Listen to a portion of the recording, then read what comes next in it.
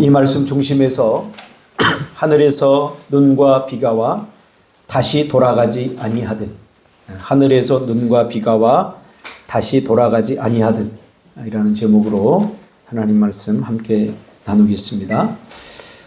요즘은 거의 카페에 가면 키오스크로 주문을 하지만 지금도 일부에서는 이렇게 말로 주문하기도 하지만 말로 차를 주문할 때 어떤 카페에서는 손님이 커피라고 주문을 하면 1,000원을 받고 커피 주세요 라고 주문하면 900원을 받는다고 합니다. 여기에 안녕하세요 라고 인사를 덧붙이면 800원을 받는 카페가 있었다고 합니다. 참 재미있죠. 말 한마디가 큰 차이를 만들어냅니다. 그 말을 듣는 사람의 입장에서는 말 한마디가 얼마나 큰 차이를 만들어낸지 모릅니다. 성경은 그가 하는 말 한마디로 그의 신앙의 자세와 태도 혹은 구원의 여부까지 드러날 수 있다라고 성경은 말합니다. 이번 주는 한국 교회 유명한 한 목사님의 막말, 상스러운 말, 부교육자들을 향한 거친 욕설과 말 때문에 굉장히 시끄러웠던 한 주였습니다. 저는 그 이야기를 듣고 비난하기 전에, 이제 더 이상 우리 비난하지 말자고요. 비난하기 전에 나의 언어 습관들을 돌아보며 경각심을 갖게 되었습니다. 이런 일들을 통해서 비난하는 것은 책임 회피입니다. 그냥 비난하고 끝낼 거예요? 그렇지 않잖아요. 우리도 다 한몫했잖아요. 그 대형교회 목사님 한 분만의 이야기겠습니까? 그 이야기가. 그러니까 거기에 좋다고 따라가서 신앙생활 했던 사람들은 실망하면 끝입니까? 그렇지 않죠. 그 전에는 또 한국교회에 또 엄청난 영향을 미쳤던 한 분이 또 돈 문제 때문에 또 어려움을 겪었습니다. 제가 늘 이야기하지만 이제는 우리 성도들이 정신을 차려야 됩니다.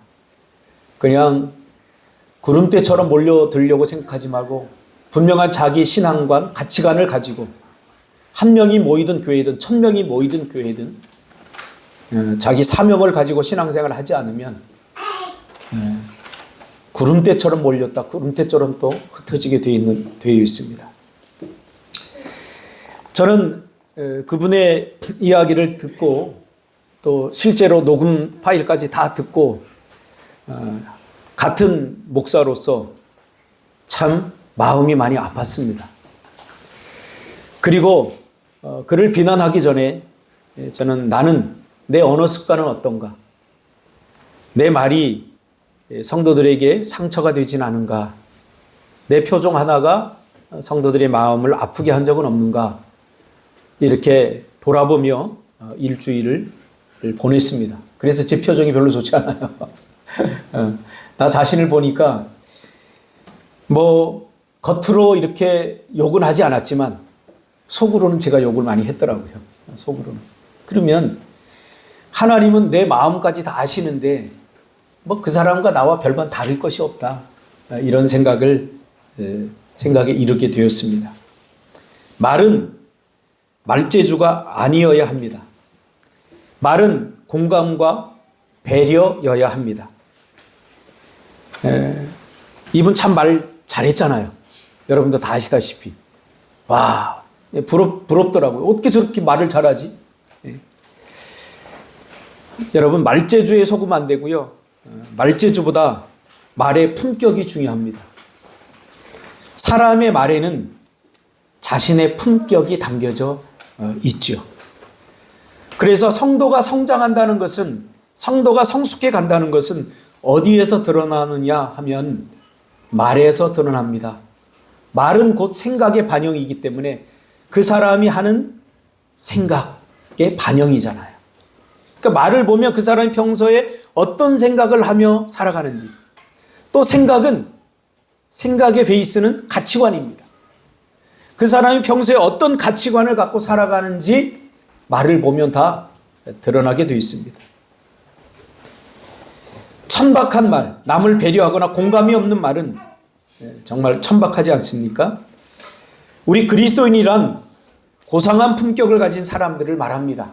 그리스도인이란. 왜냐하면 그리스도인, 예수를 따르는 사람들, 예수를 따른다는 것에서 가장 핵심적인 것은 예수의 성품입니다. 성품은 언어를 통해서 드러나죠.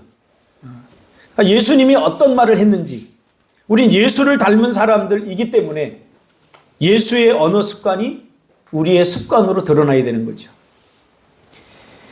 그러므로 품격은 말에서 드러납니다. 그리스도인의 말은 따뜻해야 됩니다. 따뜻하면 마음이 오가고, 마음이 오가면 관계가 살아납니다. 아까 제가 예배 부름 때 읽어드렸던 그 문자를 오성훈 집사님한테 받았어요. 여러분 다 알게 물어볼 거 아니에요. 누구야? 또 그럴 거니까 내가 미리 이제 밝혀줘요. 그 문자를 받고 내 마음에 겨울같이 차가웠던 마음이 마치 봄비처럼 촉촉히 적셔졌어요. 아, 참. 그러면서 이 과분한 위로를 내가 받고 있는데 하고 생각해 보니까 나도 오성훈 집사님이 힘들 때 그렇게 한두 번 문자를 보냈던 기억이 나더라고요. 아, 제가 안 보냈나요? 기억조차 보냈다고 합시다.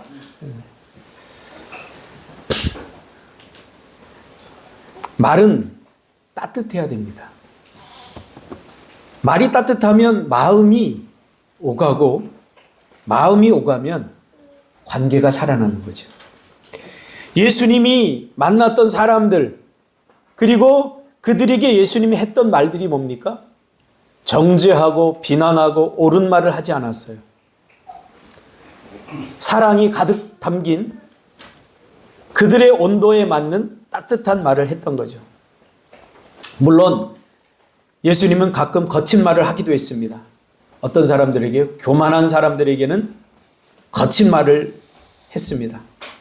그러나 예수님의 언어 습관은 겸손한 자들에게는 늘 따뜻했어요.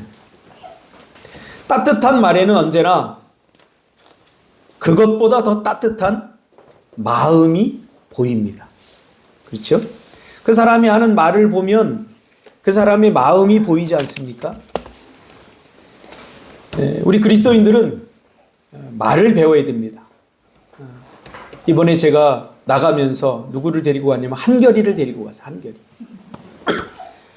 이제 한결이 엄마 앞에 산더리를 메고 이놈 또 데려갈 수 없으니까 내 담당이다 생각을 하고 제가 조그만 캐리어에 태워가지고 올 때도 데리고 가고 갈 때도 데리고 오고 이렇게 했어요. 그랬더니 이 녀석이 얼마나 말을 이쁘게 잘 배웠는지 몰라요. 참 어떻게 그 어린애가 저렇게 사람의 마음을 건드리는 그런 말을 할 수 있을까? 목사님 힘들지 않아요? 내가 이렇게 끌고 다니니까 목사님 힘들지 않아요? 이렇게 하는 거예요. 야, 저런 말을 어떻게, 내가 다 기억하지 못하지만 아무튼 한결이가 저한테 해준 말을 통해서 저는 굉장히 힘을 많이 얻었어요. 야, 사람은 말을 제대로 배워야 되는구나.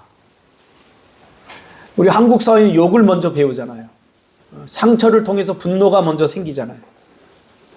우리 그리스도인들이 죽기까지 싸워야 될 것은 뭐냐면 말과의 싸움입니다. 언어 혁명이 일어나야 됩니다. 언어 혁명.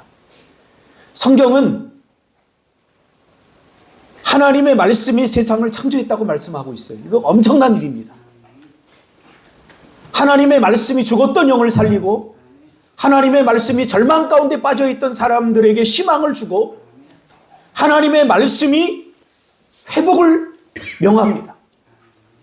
근데 오늘 우리는 이 언어의 능력을 상실했어요.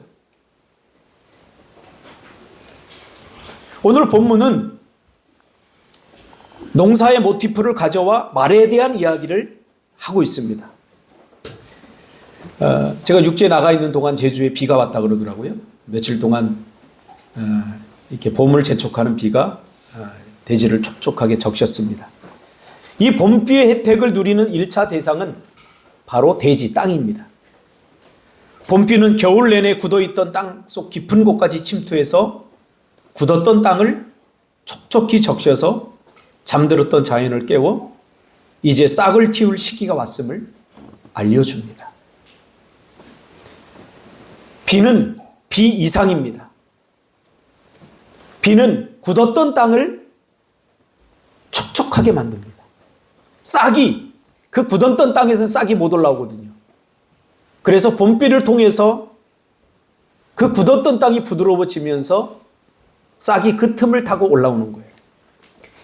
제가 생각하기에 이사야는 농부였거나 아니면 농사와 관련이 깊은 사람이었습니다. 그래서 이사야서를 보면 유독 농사와 농부에 대한 모티프가 많이 등장합니다. 특히 하나님을 농부로도 이렇게 등장시킵니다. 오늘 이사야는 이렇게 고백합니다. 현대인의 성경 버전으로 번역을 하면 비와 눈이 하늘에서 내리면 다시 그리로 돌아가지 않고 땅을 적셔 싹이 나게 하며 열매가 맺히게 하여 파종할 씨앗과 먹을 것을 주듯이. 그러니까 이사야가 말하고 싶은 것은 농사의 원리와 열매 맺는 과정을 설명하려고 하는 것이 아니라 그것을 통해서 뒤에 나오는 것, 뒤에 것을 더 정확하게 이해시키려고 하는 목적으로 지금 앞에 농사 모티프를 가지고 온 겁니다. 그래서 주 문장은 이사야가 말하고 싶은 주 문장은 10절이 아니라 11절입니다. 10절은 보조 문장입니다. 11절에 뭐라고 합니까? 내 입에서 나가는 말도 이게 핵심입니다. 내 입에서 나가는 말도 나에게 헛되이 돌아오지 않고 어떻게 해요? 비가 내려서 그 비가 하는 역할, 비의 목적을 충실히 다 이루고 그리고 그 비를 통해서 땅이 촉촉히 적셔지고 거기에 씨앗이 뿌려지고 그 씨앗이 발화되고 자라고 그리고 열매 맺고 사람들에게 양식이 되고 또 씨앗, 내년에 농사를 지을 수 있는 그런 씨앗이 되듯이 그런 혜택을 주듯이 내 입에서 나가는 말도 헛되이 돌아오지 않는다는 거예요. 내 뜻을 이루며 내가 의도한 목적을 성취할 것이다. 우리가 이미 예상하듯 여기서 말하는 땅은 우리의 마음입니다. 땅은 무엇으로 적셔집니까? 비로 적셔지죠. 이것은 은혜죠. 하나님의 은혜죠. 땅은 우리의 마음이고 영혼입니다. 그리고 말은 씨앗입니다. 씨앗. 그리고 하나님의 말씀입니다. 하나님의 말씀을 담고 있는 그 누군가입니다.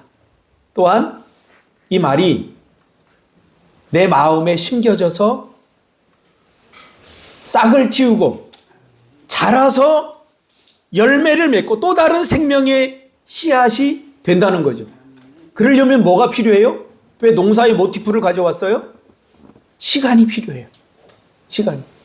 이게 뿌려지는 순간 싹이 나고 하는 게 순간적으로 촉발되는 일이 아니라 시간이 경과되는 일이라는 거예요.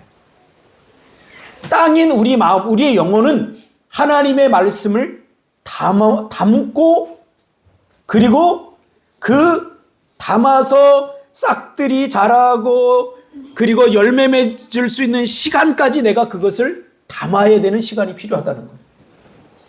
이 생명의 말이 우리의 마음과 영혼 속에 스며들어서 내 인내 속에서 변화와 회복을 일으킨다는 것입니다. 그러므로 말에는 살리는 능력, 회복의 능력도 있지만 말에는 죽이는 힘, 사망의 힘, 절망의 힘도 있다는 것을 전제하고 있습니다. 그것은 뒤의 것은 굳이 말하지 않아도 우리가 알 수 있기 때문에 오늘 이사야는 앞에 것만 강조한 거예요. 말에는 살리는 힘이 있다. 그 목적을 다 이룬다. 그렇지만 너희들 뒤집어서 생각해 보면 이 말에는 사망의 권세, 이 말에는 절망의 권세도 있다. 이 두 가지를 동시에 보라라고 우리에게 이야기해 주는 거죠. 하나님의 말씀이 내 안에 씨앗으로 뿌려졌으면 많은 시간에 걸쳐서 자라고 내 안에서 결국 생명을 살리는 말, 절망을 이겨내는 말, 위로의 말, 회복의 말이 나오게 되어 있다는 거예요. 그러니까 이런 일들이 점진적으로 일어나는 거예요. 점진적. 구원도 점진적이지 않습니까? 구원도 존재론적으로는 하나님의 백성이 되지만 인식론적으로는 점진적으로 그런 것들이 일어나게 되는 거예요. 그래서 우리는 무엇보다도 우리의 말을 가꿔야 됩니다. 이 말은 그냥 좋은 말 한다고 다 되지 않습니다. 언어라고 말할 때 우리는 이 소리도 언어이지만 우리의 표정과 우리의 느낌 이런 것도 언어가 됩니다. 표정도 언어입니다. 우리 민지 집사님이 가끔 그러잖아요. 눈으로 때린다고. 눈으로 때린다. 표정, 느낌, 감정, 제스처 이 모든 것들이 다 언어에 해당합니다. 화났어? 그러면 화 안 났어. 그거 믿으면 안 돼요. 그 사람의 표정을 봐야 돼요. 나 죽어도 화 안 났다고 막 이렇게 우기는데 화났죠. 그러니까 우리의 언어라는 것이 단순한 사람들은 우리 말이 전부다고 생각해요. 말이 전부다고. 그래서 저는 처음에 이렇게 왔을 때 성도들의 표정을 이렇게 봅니다. 왜냐하면 표정보다 정확한 언어는 없기 때문에 그래요. 그래서 새벽 예배, 수요 기도회 모일 때마다 성도들의 표정을 봅니다. 심어놓고 가꾸지 않으면 열매를 맺을 수 없습니다. 그러니까 우리의 생각도 부지런히 가꿔야 돼요. 하나님의 말씀을 담는 것, 이거 너무나 중요합니다. 설교를 계속 듣고 말씀을 읽으면 그 생명의 씨앗이 내 안에서 자라서 내 안에서 그것이 무르익어서 열매를 맺으면 결국 내 입에서 뭐가 나와요? 생명의 언어가 나온다는 거예요. 생명의 언어가 나온다는 거예요. 저는 저희 어머니께 참 감사한 게 있어요. 세상 사람들이 뭐라고 그랬든지 저희 어머니는 저희가 항상 좋은 말씀을 해주셨어요. 키가 제가 작잖아요. 그러니까 하나님은 키가 작으면 하나님이 또 다른 걸 나한테 주셨다. 키 큰 사람들이 갖고 있지 못하는 걸 나한테 줬다. 기죽지 마. 이런 이야기를 했어요. 이번에도 우리 둘째 딸이 이제 입학을 하면서 오리엔테이션을 하는데 엘리베이터를 타는데 전부 다 키 큰 애들이 있어가지고 무서워가지고 엘리베이터에서 내려서 계단으로 올라갔다 그러더라고요. 좋은 유전자를 주지 못한 우리 딸에게 미안하기도 하지만 살아보니 키가 그렇게 중요한 건 아니더라고요. 자존감 굉장히 중요합니다. 우리가 설교를 듣고 말씀을 읽고 하는 이유가 뭡니까?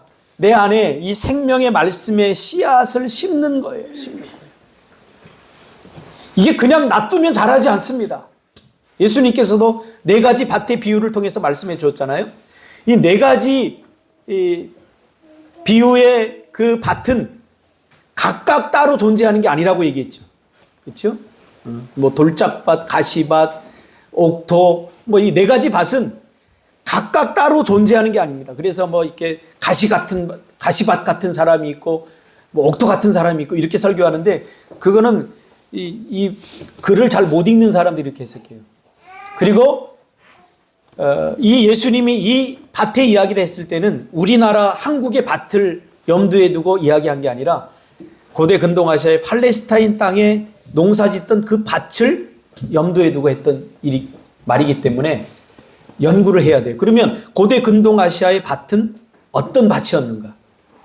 그 밭은 오늘날 우리나라 밭처럼 이렇게 잘 가꾸어진 밭이 아닙니다. 약간 이렇게 언덕 같은 밭들, 그렇죠? 언덕 같은 평지가 별로 없어요. 평지는 다 모래밭이고 그리고 이제 비가 내리면 다 떠내려가는 거기 때문에 약간 흙이 있는 이런 등성이 같은 것을 일굽니다. 그러다 보니까 농기구가 제대로 발달되지 않으니까 거기에 큰 바위돌이나 이런 것들이 나오면 그냥 냅둬요. 제주도처럼 이렇게 제주도 밭도 그런 밭들이 있지 않습니까? 그래서 그냥 냅두는 거예요. 그리고 그쪽에다 이제 돌을 이렇게 다 모아놓는 거죠. 그리고 팔레스타인 땅은 굉장히 척박하기 때문에 척박한 땅의 특징이 뭐냐면 뿌리를 깊이 내려요. 그래서 이 가시밭, 가시나무 같은 것도 상당히 깊게 뿌리를 내려요. 그래서 이게 잘 뽑히지 않아요. 뽑아내도 또 싹이 돋아서 나와요. 돌짝밭, 가시밭 그런 개념이에요. 그러니까 이 밭을 다 깨끗이 일굴 수 없어요. 그래서 한쪽에 그런 돌들이 존재하는 거고 한쪽에 그런 가시밭이 존재하는 거예요. 조금씩 다 일구었지만, 그렇죠? 그 농부는 어떻게 하면 이제 누가 돌짝밭에 씨를 뿌리겠습니까? 근데 이게 섞여 있다 보니까 좋은 옥토에다 씨를 뿌린다고 뿌렸는데 그 씨앗들이 돌가로 가고 그 다음에 길가로 가고, 길도 마찬가지예요. 길을 따로 내는 게 아니라 그 언덕 같은 것에 이제 한쪽에 사람들이 다니다 보면 이게 길가가 되는 거예요. 그런데 이제 뿌려지게 되는 거죠. 이게 왜 중요하냐면요, 이 네 가지 가능성이 우리 안에 다 있다는 거예요. 우리 안에 다 있어요. 이게 각각 좋은 옥토만 있는 게 아니라 이 네 가지 밭의 가능성이 우리 안에 다 있어요. 여기에 대해서는 자세히 설명하지 않겠어요. 여러분이 이미 많이 들었기 때문에. 자, 하나님의 말씀이 던져지는데 내 마음에 어떤 것은 옥토에 떨어지면 좋은데 어떤 것은 길가와 같은, 어떤 것은 돌짝밭 같은, 어떤 것은 가시밭 같은데 떨어질 수가 있다는 거죠. 그래서 중요한 건 뭐냐면 가꿔야 된다는 거예요. 우리가 져야 될 농사 중에, 인생에서 가장 중요한 농사 중에 가장 중요한 건 언어 농사입니다. 말 농사. 그 목사님 어떻게 됐어요? 잡혔었어요. 그러니까 말 한마디 잘못한 게 아니에요. 그 말은 그동안 수많은 그 사람의 가치관과 인생관과 그 사람의 삶을 반영하고 있는 거예요. 당연히 사표내야죠. 당연히 내야 되는 거예요. 제가 안 내면 제가 성명서라도 내려고 그랬어요. 설교를 계속 듣고 말씀을 읽으면 그 생명의 씨앗이 내 안에서 자라서 이게 내 삶으로, 내 인격으로, 내 성품으로 드러나는데 가장 중요한 게 뭐냐면 입으로 드러나는 거예요. 하나님의 입에서 나온 말씀은 결코 헛되이 돌아오지 않습니다. 그래서 예수님 뭐라고 그랬어요? 형제를 보고 욕하는 것은 나도 또 욕먹게 돼 있는 거예요. 내가 던진 말이 그대로 나에게 돌아오는 거예요. 내가 뿌린 씨앗 이상을 우리가 거둘 수 없어요. 내 말이 심겨지고 발화되어서 돋아나서 자라고 결국 열매를 맺고 또 씨앗을 만들어 심을 수 있는 생명력을 가진 그런 말이라는 거죠. 그렇다면 여러분들은 지금 생명을 심고 있습니까? 사망의 언어를 심고 있습니까? 그것이 좋은 말이든 나쁜 말이든 사람은 자기가 뿌린 말의 씨앗이 자라 결국 자신이 뿌린 언어의 씨앗의 열매로 살아가게 되어 있다는 거예요. 이건 너무나 중요한 내용이기 때문에 우리가 한 귀로 듣고 흘려서는 안 됩니다. 여러분의 미래도 마찬가지. 우리 저 아이들 있잖아요. 그래서 아이들에게 적절한 칭찬을 많이 해야 됩니다. 사춘기가 되면 모든 것이 마음에 안 들어요. 그래서 저 아이들을 위로하고 힘을 줄 수 있는 언어들을 사용해야 됩니다. 우리 하람이, 제가 올 때마다 제가 껴안아줘요. 올 때마다 껴안아주고 막 머리에다 뽀뽀해주고. 하람아 잘 지냈어? 근데 전번 주에 여러분 하람이 우리 북콘서트 할 때 발표하는 거 봤죠? 그래서 내가 톨스토이의 책을 읽어라 그랬더니 하람이가 민지 집사님한테 빌려 갖고 와서 오늘 나를 딱 보자마자 목사님 다 읽었어요 그러는 거예요. 다 읽었어요. 하람아 너무 잘했다 그래서 네가 또 안아주고 막 엉덩이 두드려줬어요. 그랬더니 뭐가 제일 기억에 남니? 그랬더니 어디가 제일 기억에 남아요. 그건 너무 좋은 것 같아요. 이렇게 얘기를 하는 거예요. 하람이가 어떤 아이인지 알잖아요. 보세요. 하나님의 언어를 가진 사람이 말을 하면 그가 살아나게 되어 있습니다. 에스겔 골짜기의 마른 뼈들이 어떻게 살아났습니까? 할렐루야. 우리 권사님 아주 말씀을 얼마나 좋아하는지 몰라요. 말씀으로 살아났어요. 하나님의 백성들의 입은 먹으라고 주신 게 아니에요. 내가 전번 주만 같아도 처먹으라고 이렇게 얘기할 것 같은데 나도 좀 순화를 해야 될 것 같아서. 뭐 욕은 아니니까. 제가 청소년 살고 오래 해서 청소년들은요 욕하고 그런 거 되게 좋아해요. 그러다 보니까 오늘날까지 이게 욕이 따라왔어요. 욕할까요 말까요? 하지 말아요? 네. 근데 가끔 시원하다고 하는 사람도 있어요. 이거 먹으라고 주신 게 아니에요. 하나님의 백성들의 입은 사명을 이루라고 주신 거예요. 죽은 사람 살리고 연약한 자들 위로하고 힘을 주라고 주신 거잖아, 이 입으로.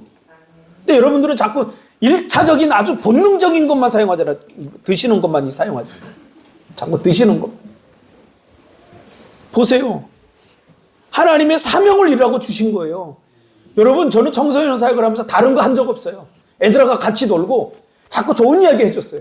그러니까 이 녀석들이 뭐라 그러냐면, 목사님은 우리를 너무나 좋게만 보는 것 같대요. 그래서 내가 좋게만 보는 게 아니라 내 말은 사실이다. 너의 장점과 단점 중에서 나는 장점만 본다. 왜요? 단점은 보지 않으려고 애써도 자꾸 보여. 그 애를 안 써도 되는데 장점은 자꾸 보려고 애써야 보여. 그래서 나는 장점만 보려고 해. 그러니까 내가 보는 것은 그냥 립 서비스가 아니라 사실이야.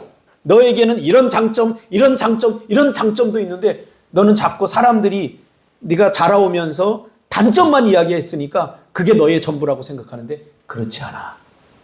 너에게는 이런 장점도 있고 이런 장점도 있어.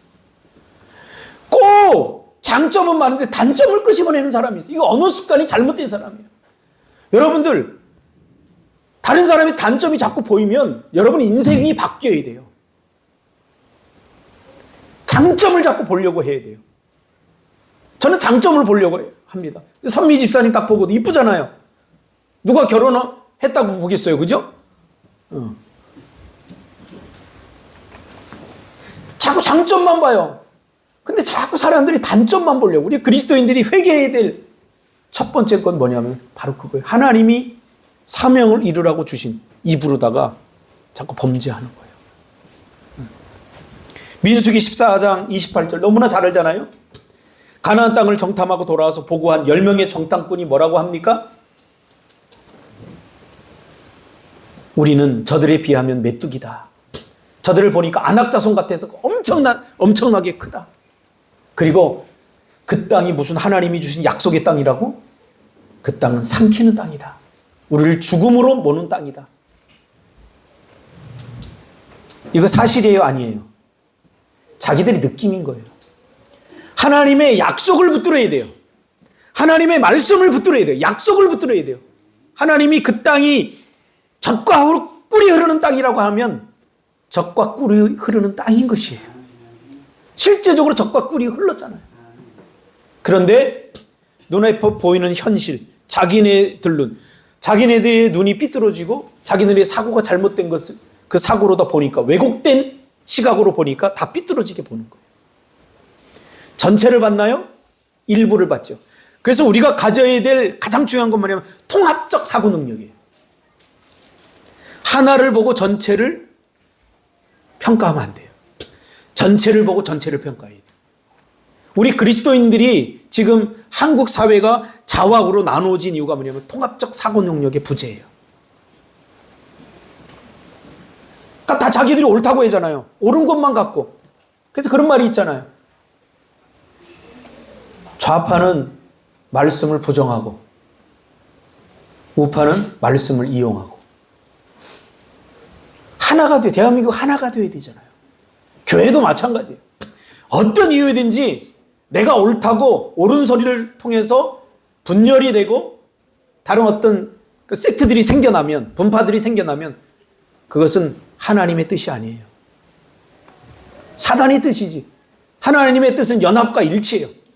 이 안에 죄인도 있고, 이 안에 의인도 있고, 이 안에 상처받은 사람도 있고, 이 안에 행복한 사람도 있고, 이 안에 불행한 사람도 다 있어요. 모든 사람들이 모였지만 예수 그리스도의 성령 안에서 연합과 일치를 이루는 것. 이것이 중요한 거예요. 이것이 오늘 우리의 교회가 되어야 되는 거예요. 그래서 교회는 의로운 사람만 모여서는 안 돼요. 의로운 사람만 모이는 것은 불가능해요. 다 어려운 척 하는 것 뿐이지. 오늘날 교회 안에는 얼마나 많은 상처와 아픔과 고통과 성격이 더러운 사람, 성격 좋은 사람, 얼마나 많은 사람들이 모여 있습니까? 자꾸 그런 걸 보고 비난하고 정죄하지 마세요. 그게 교회예요. 그래서 조금 성숙한 사람, 미숙한 사람 품어줘야 돼요. 그렇죠? 미숙한 사람은 내가 잘나서 이게 존재하는 게 아니라 누군가 나를 배려해주고 누군가 나를 사랑해주고 누군가 나를 참아줬기 때문에 내가 여기 있구나 하고 감사하게 살아야죠. 그렇죠? 이니, 은찬이, 너희들이 잘나서 지금 여기까지 살아있는 거 아니야? 존재하는 거 아니야? 호족에 파고 싶지만 오성훈이가 너, 은찬이 너를 지극히 사랑해서 너를 지금까지 안 죽이고 여기까지 끌고 온 거야, 지금. 네? 조심해. 나 같았으면 벌써 죽었어, 너. 그치? 니네들 막 해도 니네 아빠 화 한 번 안 내잖아. 아, 나 같으면 그냥 열올라갖고 나 그냥. 이니 알지? 너 스키 목사님한테 배우고 싶어? 오성훈 집사님한테 배우고 싶어? 오성훈 집사님한테 배우고 싶어. 제가 막 나무랬거든요. 이 겁쟁이 녀석아! 막 이러면서 제가 다리에 힘을 주라고 임마! 이러면서 제가 했거든요. 그래서 제가 하기 전에 뭐라고, 나 목사 계급장 뗀다 이제. 그래서 이제 그나마 나한테 배워서 탈 수 있는 거야. 오성훈 집사님은 좀 잘해봐. 좀 더 해봐. 그 소리밖에 안 할 거라마. 여러분, 이 10명의 정탐꾼들이 하는 말은 단순한 말이 아니라 그들의 마음이 드러난 거고 그들의 세계관의 반영이고 그들의 믿음의 표현인 거예요. 그 땅이 정말 우리를 삼킬 것 같이 믿었거든요. 그렇게 생각했거든요. 그 거인들을 보면서 하나님의 약속이 사라져버린 거예요. 그들에 비하니까 자기들은 메뚜기. 자꾸 비교하는 거예요. 불행해지는 거예요. 불행의 조건들을 다 지금 갖고 있어요. 아마 어떤 사람들은 그럴 수 있을지 몰라요. 하나님도 너무 야박하시다. 그 말 한마디 할 수도 있지 않습니까? 그렇죠? 어떤 면에서 사실일 수도 있어요. 그런데 하나님은 어떻게 이야기합니까? 야 임마, 너희 말이 내 귀에 들린 대로 내가 시행하겠다 그랬어요. 너무 야박하셔요. 말 한마디 우리가 실수할 수 있잖아요. 말 한마디 실수하는 우리는 뭐 언어가 그냥 개판인데. 그런데 하나님은 어때요? 너희 말이 내 귀에 들린 대로 내가 시행하겠다 이렇게 얘기했어요. 왜 그런 줄 아세요? 언어를 바꾸고 고치는 거 쉽지 않아요. 왜냐하면 제가 이번 주 극동방송 설교를 녹음을 어떤 부분을 했냐면 시므리, 이스라엘의 그 3대 왕이었던 시므리에 대해서 왕들에 대해서 왕들의 실패에 대해서 이제 하면서 시므리가 엘라를 죽이고 7일 천하 7일 동안만 왕을 했어요. 7일 동안만. 그 시므리를 누가 죽였냐면 군대 장관이었던 오므리가 또 죽였어요. 7일 동안 죽인 게 아니고 스스로 자살했죠. 근데 성경은 뭐라고 그러냐면 이 시므리를 어떻게 평가하냐면 시므리가 여로보암의 뒤를 쫓았다. 여로보암은 다윗 반대편에 있는 사람이거든요. 다윗의 길이냐 여로보암의 길이냐 이것을 말해주는데 여로보암의 길을 따랐다. 그래서 그가 하나님 보시기에 악을 행했다 그랬어요. 여러분 생각해 보세요. 불과 7일 동안에 무슨 악을 행했길래 하나님은 7일 만에 그를 그렇게 평가했을 거예요. 그가 하는 행동을 본 것이 아니라 그동안의 시므리의 삶을 추적한 거예요. 하나님께서.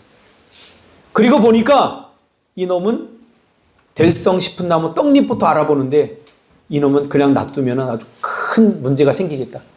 그래서 7일 만에 끝내버린 거예요. 여러분, 생각 없이 말하지 말고 감정대로 기분대로 말하지 말고 차라리 침묵하세요. 침묵을 배우세요.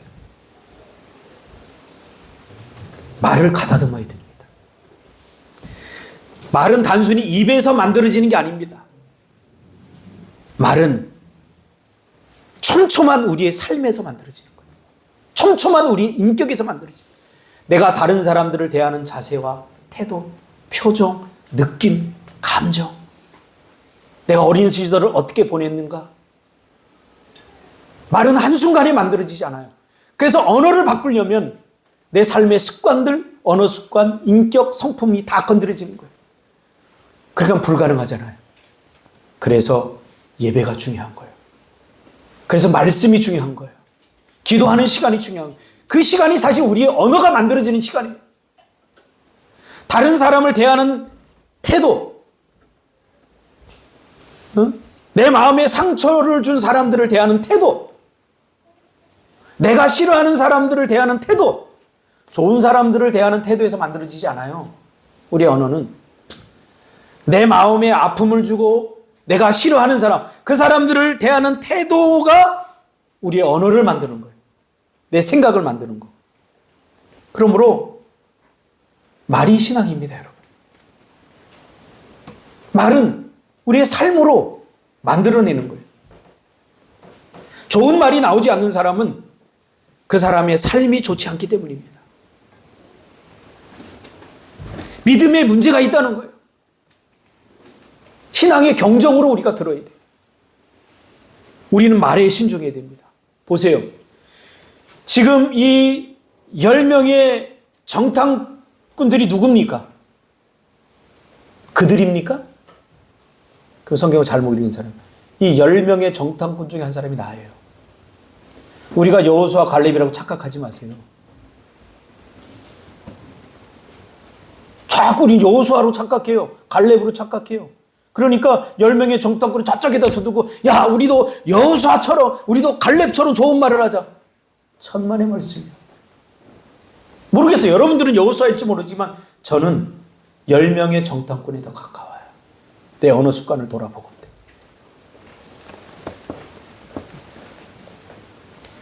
우리는 말에 신중해야 합니다. 왜냐하면 한 번 쏟아낸 말은 다시 주워 담는 것이 불가능하기 때문입니다.